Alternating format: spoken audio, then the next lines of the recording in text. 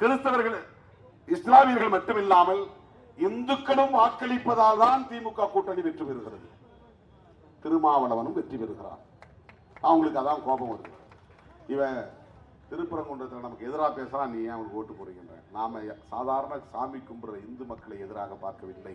இந்த மதவெறி அரசியலை, வெறுப்பு அரசியலை பேசுகிற RSS கண்டிக்கிறோம், பிஜேபியை கண்டிக்கிறோம். என்னுடைய தாய்க்கு இந்து மதத்தின் மீது நம்பிக்கை இருக்கிறது, கடவுளின் மீது நம்பிக்கை இருக்கிறது.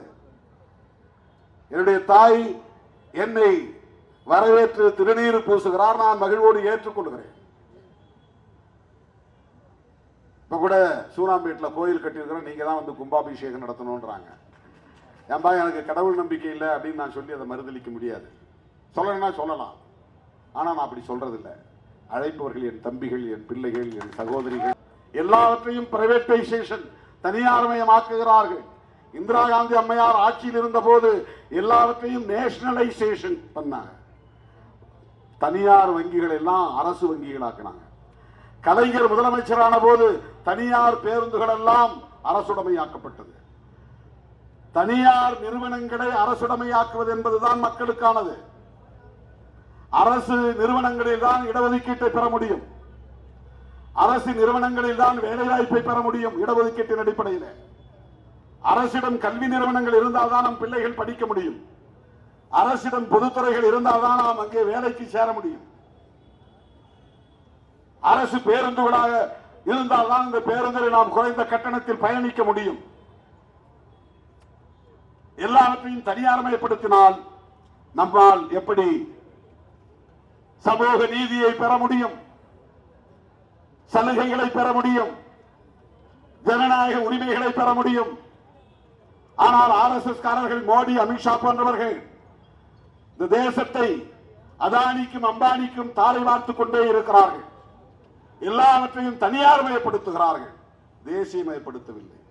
தேசியவாதம் பேசுகிறார்கள், ஆனால் தேசியமயப்படுத்துவதில்லை. இது பெரிய முரண்பாடு, கொள்கை அடிப்படையில் மிகப்பெரிய ஆபத்தான நிலைப்பாடு.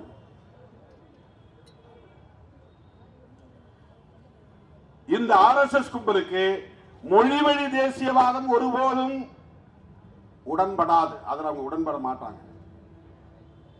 இப்ப தூண்டி விட்டு இருப்பாங்க, தம்பி நீ நல்லா பேசுற, திமுக சரியா வாங்குற, திருமாவளவனுக்கு நீ சூடா பதில் கொடுக்கிற, பேசு பேசுன்னு சொல்லிட்டே இருப்பாங்க. ஆனா தமிழ் தேசியம் வளர ஒருபோதும் பிஜேபி இடம் கொடுக்காது, எழுதி வைத்துக் கொள்ளுங்கள். தமிழ் தேசியத்தின் முதல் எதிரியே மதவாத தேசியம் பேசுகிற கும்பல் தான். தெலுங்கு பேசுறவங்களோ மலையாளம் பேசுறவங்களோ கிடையாது, அவங்க எல்லாம் நம்முடைய தோழமை சக்திகள். அந்த தெலுங்கு பேசுகிற மக்களிடத்திலும் மலையாளம் பேசுகிற மக்களிடத்தில் நாம் என்ன சொல்லணும்னா, நீ மலையாள தேசியம் பேசு, நீ கன்னடம் தேசியம் பேசு, நீ தெலுங்கு தேசியம் பேசு, நாம் எல்லோரும் ஒன்றாக சேர்ந்து ஒரு தேசிய இன ஐக்கியத்தை கட்டி எழுப்புவோம். சமஸ்கிருதமயமாக்குதலையும் இந்தி மயமாக்குதலையும் அவர்களின் ஆதிக்கத்தையும் வடவர் ஆதிக்கத்தையும் நாம் எதிர்த்து நிற்போம் அப்படின்னு சொல்லணும். அவன் தான் உண்மையான தமிழ் தேசிய உணர்வாளனாக இருக்க முடியும்.